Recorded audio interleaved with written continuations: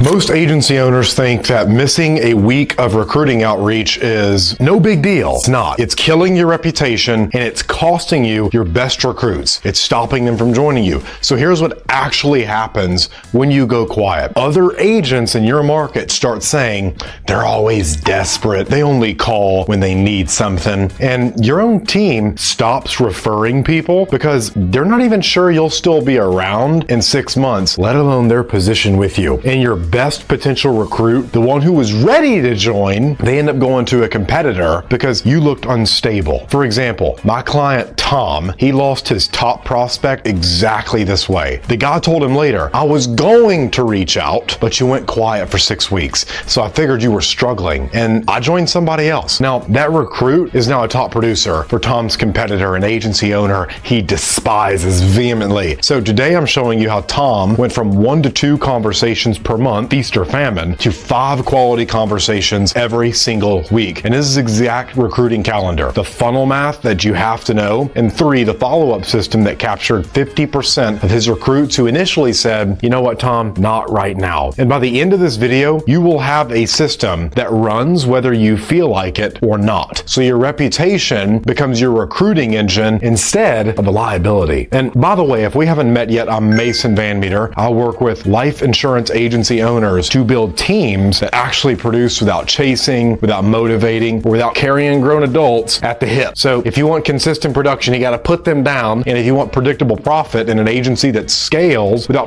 burning you out, giving you a life in a business that you hate, giving you the validation that you used to crave, or taking all of your time, keep watching. I'm going to show you how to build a packed pipeline so you never go dark again. So in the next couple minutes, you're going to get a couple things. One, why recruiting in the dark doesn't just slow you down, it kills and tarnishes your reputation, which is your best source of recruits. Next is Tom's actual recruiting calendar, how many blocks he protects every week, and why this is non-negotiable. And 3, the funnel math that you have to know from 100 conversations to 30 applicants to 10 recruits to 3 producers. Most people quit at 10 conversations and they wonder why they're stuck. And the biggest pipeline mistake that Tom made, the one that cost him 50% of his potential recruits, plus, because I'm generous, I'm giving you Tom's pipeline tracker and recruiting calendar template at the very end of this you can get without an opt-in. So if you think missing a week of recruiting is no big deal, let me show you what that actually cost you. Because Tom thought he could recruit in spurts, just post for a couple weeks when he needed somebody, and then when things got busy, he just ghosted and went quiet so he could work with clients. Now, here's what actually happened, and this is the thing that nobody talks about. Damage number 1, word spreads that you're desperate. When you only show up when you're desperate, people don't just notice it, they feel it. It's in your energy, it's in your messaging, and it's in the way you suddenly start liking everyone's post after 3 complete weeks of silence. Like that cousin who only reaches out once a year when he needs money. And the best recruits, the ones who have options, who are already successful, who don't need you, they avoid desperate leaders like the plague, because desperation signals instability, and nobody wants to build their future on a foundation that might collapse faster than your last relationship. Now, Tom told me, I thought I was being strategic. I was reaching out when I had bandwidth, but they saw me as unreliable. Like I couldn't commit to my own vision long enough to show up consistently. And here's the truth. Consistency, it's not about volume. It's about trust. When you show up every single week, not just when you need something, you got to dig your well before you're thirsty. People start believing that you're going somewhere, and that trajectory matters. When you disappear for weeks at a time, they think this person's drowning. I'll wait and see if they survive. And it becomes a betting competition. You're not building an agency when you're being inconsistent. You're building doubt. You're planting and sowing seeds of doubt into the industry. Damage number 2, your own agents stop referring people to you. No one wants to be a part of your team. This one blindsided Tom. He had 3 agents who could have been referring people constantly. They had friends, family, former colleagues asking about the business all the time because they were doing decent, but they didn't send them to Tom. One of them finally told me, I didn't know if Tom would still be building this thing in 6 months. He'd just kind of go quiet for weeks, and I couldn't tell if we were growing or dying. And so I'm not going to risk my reputation by sending my friend to something like this, to Tom. Listen to that again. Your inconsistency isn't just hurting your reputation. It makes your agents afraid to stake their reputation on you, because what happens when it doesn't work? And Tom realized I was so focused on not looking desperate to prospects that I didn't realize I was making my own team feel like they were on a sinking ship. People are watching you. They're not just sitting around idle watching your results. They're watching your commitment levels. They're watching your character. They're watching your consistency. And when you go dark for 3 weeks, they don't just say, Tom must be busy. They think Tom must must be struggling. Tom's a loser. And when they think you're struggling, they stop betting on you. Would you risk everything on a horse race that had no legs or something? No. So they stop referring. They stop believing. Consistency isn't just a recruiting strategy. It's a retention strategy. Number 3, the best prospects get scooped up by more consistent leaders. Tom lost his best potential recruit, a guy who was licensed, had sales experience, and was actively looking for an agency to sell to. And the guy told Tom later, I was going to reach out to you 3 months ago, man, but you went fucking quiet for like 6 weeks. I figured that you were struggling where you got out of recruiting. So I joined another agency where my talent can actually be spotlighted and shine out. I can do something good. And that recruit is now a top producer for Tom's competitor. This guy was following Tom's content for months. He loved what Tom was building. He was ready to reach out, but then Tom disappeared. No posts, no DMs, no content, radio, silence. So what do you think this prospect think? Like, he didn't think Tom must be taking a break. He thought he must be falling apart. He must not be doing too well. Something's going on and I just can't trust it. Here's the brutal truth. You don't lose prospects for recruits when you go quiet. You hand them to your competitors loudly, because when you're invisible, someone else is visible. It's economics. And while you're inconsistent, someone else is reliable. Tom told me, I didn't even know this dude existed until he told me he joined someone else. Oh, the pain. You see, he lost him before he ever had him, and it was his fault. So you're losing people you don't even know are watching you. Right now, there are people in your market who are one post away from reaching out to you. You can go ahead and send me a message on Instagram, Facebook, whatever. I'm there for you. I'm your number one fan in the stands. They're one DM away from applying, one conversation away from saying yes, but if you go dark for a month, they'll never get there. They'll assume you quit. They'll assume you're not serious, and they'll go to someone who is, like me. Number 4, you can't build momentum when you keep starting over. You gotta stop stopping. Every time Tom went quiet for a month, he had to rebuild awareness and set himself back in the extra 90 days. He had to reestablish credibility, remind people he existed. And he wasn't building, he was spinning his wheels. He lost all of his muscle and had to work overtime to get it back. Tom told me I felt like I was pushing a boulder uphill, and he doesn't have my muscles. So every time I came back, he was like he could never get to the top because it kept rolling back down on top of him. And here's the principle. Momentum isn't created by intensity. It's created by consistency over time. You don't need to post every day. You don't need to DM 50 people a week. You just need to show up on a schedule people can predict, because when people know you'll be there every Monday, they have certainty. They start watching for you. And when they know you're not going anywhere, they let their guard down. They start investing emotional energy into what you're building. They see themselves winning inside of your vision, which is your job to cast as a leader. Inconsistency kills momentum. Consistency compounds it. So how do you fix this? How do you go from feast or famine to consistent flow without burning out? And you don't build that by hustling 24/7. You have to build a recruiting calendar. So let me show you Tom's. What gets scheduled gets done, and what gets done consistently compounds. So here's what Tom's calendar looked like before recruiting happened, whenever he had time, which meant it never happened. Clients took priority, fires took priority, recruiting got pushed to later this week, which, as you know, later becomes tomorrow, tomorrow becomes never. And here's the lie most agency owners bullshit themselves with. I'll recruit when things calm down, when I'm ready. Things never calm down. You're never ready. Here's the truth Tom learned the hard way. If recruiting doesn't have a protected place on your calendar, it will never fucking happen, ever. Not because you don't care, but because everything else will always feel more urgent and as a priority. A client needs you, that's urgent. It's money today. An agent has a question, that's urgent. You gotta feel important. A question, that's urgent. Recruiting, that feels important, but not urgent until it is. And by then, it's too late and you have no money in your future bank. Now, here's what Tom's calendar looks like now and why it changed everything. Monday, 11 to 9, or 9 to 11 a.m. Outreach block. This is where Tom starts new conversations. 25 DMs, calls, thoughtful engagement. Goal, 25 new conversations started. Tom told me I stopped trying to pitch to everyone and he profiles them now. I started trying to connect with the right people, and his response rate went from 10% to 60% because he was intentional. This block protects your top of funnel. If you skip this, your pipeline dries up in 30 to 60 days, guaranteed. Dries up faster than your ex, guaranteed. Tuesday, 2 to 4 p.m. Follow-up block. This is where Tom touches base with the not right now prospects from the last 30, 60, and 90 days. Most agency owners skip this, and it's costing them 50% of their potential recruits. He used to tell me, like, I used to think if someone said not now, it meant never. So I'd move on, but I told him, no, these people, they're not desperate. Like, you got to check in, and half of your recruits are going to come from your not now list. This block protects your middle of funnel people who just need a little bit of time and nurturing. These people who already know you, already trust you, they just need time. You got to give time.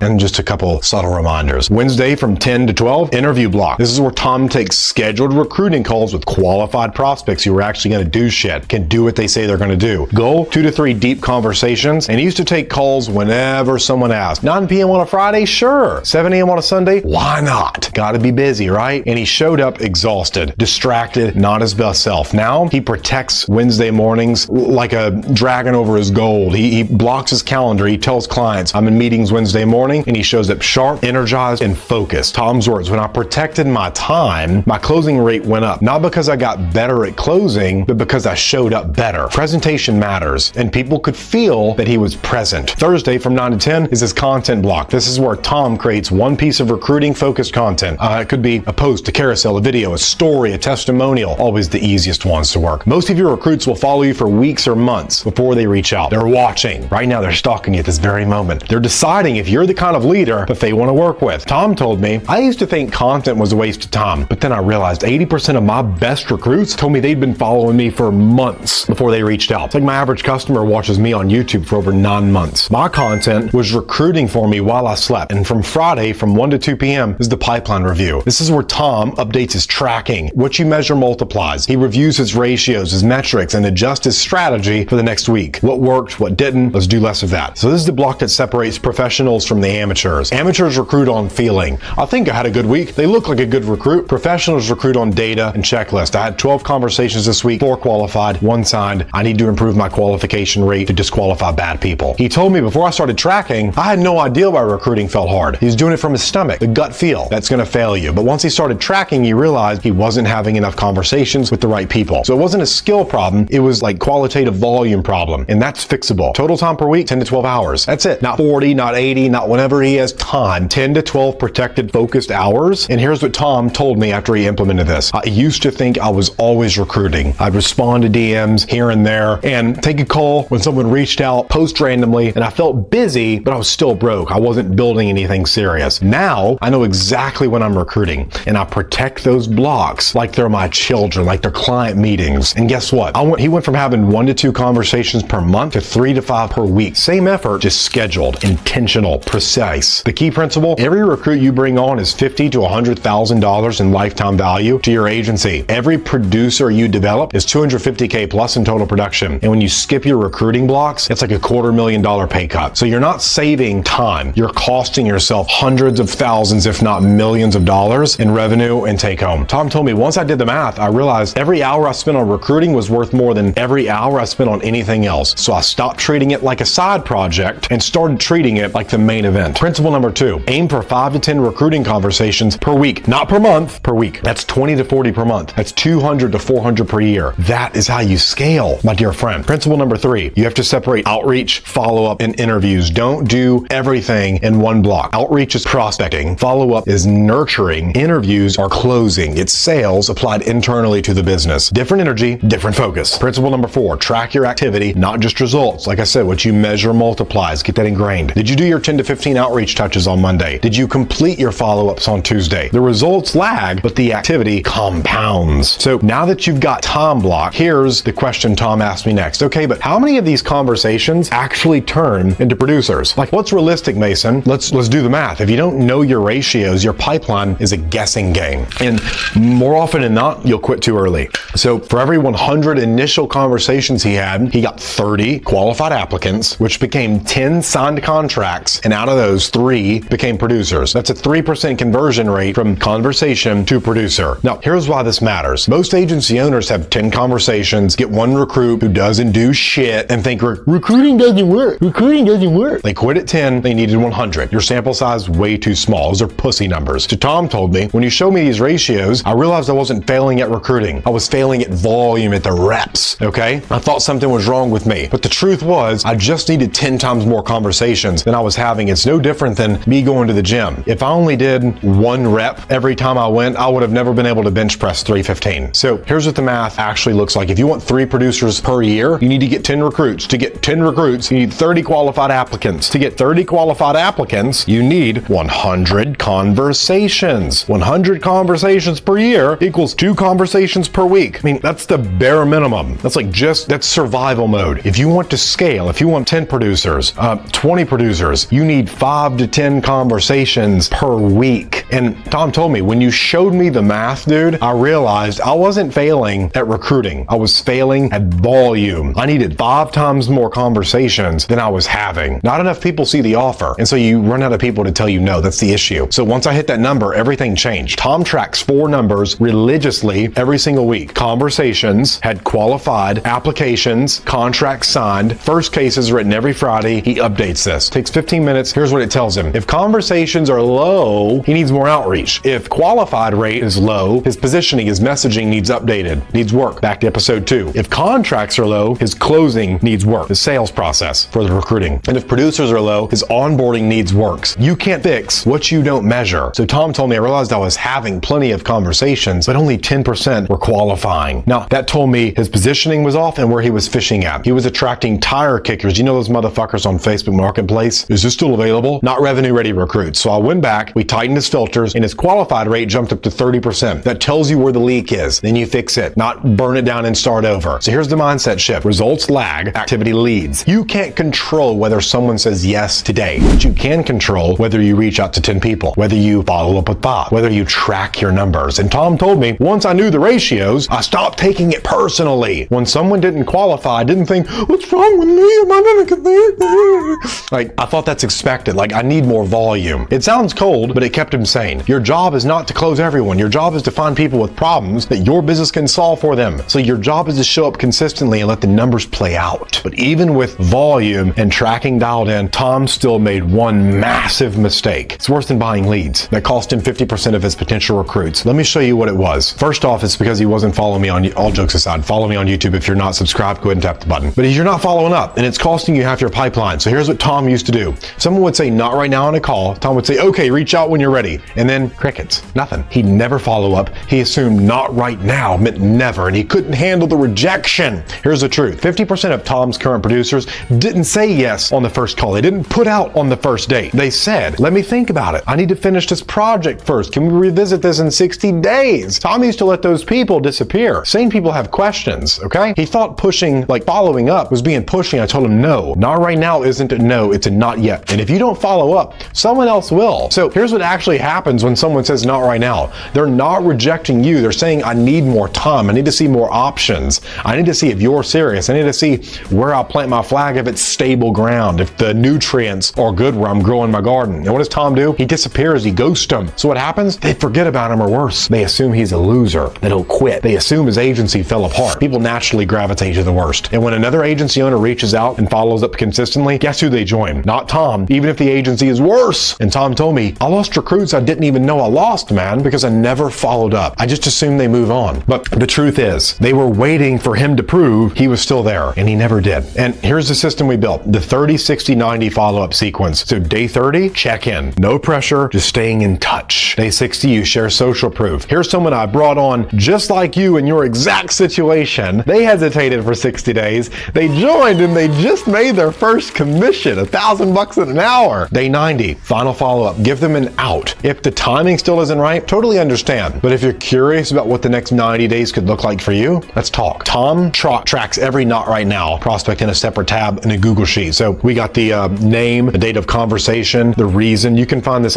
you can get the sheet down below that we use. Reason for not now, and follow-up dates, 30, 60, 90. So every Tuesday during his follow-up block, he goes through his list, and here's what happened. A miracle. Tom told me, Mason, you'll never believe this shit. I started following up consistently, not pushy, not desperate, just staying in touch. And 3 out of my last 6 recruits, guess where they came from? The not right now people. That list, people I would have lost, people that would have joined your agency or someone else's had I not followed up. Let that sink in. 50% of his recruits came from follow-up, the biggest cuss word in sales. Not from people who said yes immediately, the ones who were crazy enough to do it on the first date. From people who said not right now, and Tom stayed present long enough for them to say yes later. So the keys to effective follow-up, number 1, keep notes on why they said right now, not right now. Then reference it when you follow up, overcome the objection. It shows you actually listen. Number 2, be the one who stays on top of mind without being annoying. There's a difference between checking in and begging. Number 3, give them an out. Open the door for people. When you do, a lot of them times they want to stay. This removes pressure, and ironically, that's what makes them say yes, gives them the out. Number 4 is social proof. I just brought someone on who was just like you. This reopens the door you thought was closed. Tom told me, I used to think follow-up was about convincing people. It's not. It's about being there when they're finally ready. That's it. I can't control when they're ready, but I can control whether I'm still around when that moment happens. This is how you fill a pipeline that never runs dry. This is how you go from feast or famine to consistent flow. And this is how you build a reputation that recruits for you instead of a reputation that repels people. But here's where it gets dangerous, because volume without discernment is how you hire your next nightmare. Tom had all of this work working.